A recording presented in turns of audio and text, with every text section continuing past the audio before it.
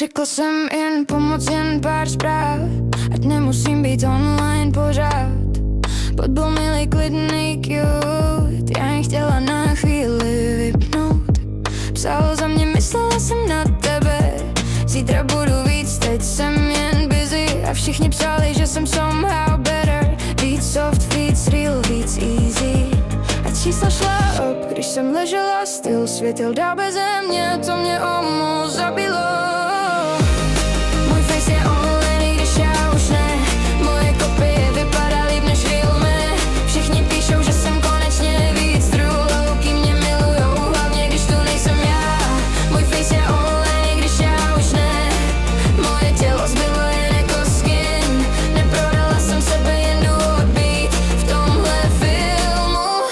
Pak přišel update, avatar mode, stejný oči, jen méně dead, stejný hlas, jen víc calm. Vedl jsem něco, nikdy nemá bad day. Seděla jsem vedle svýho feedu a dívala se na svůj lepší fake.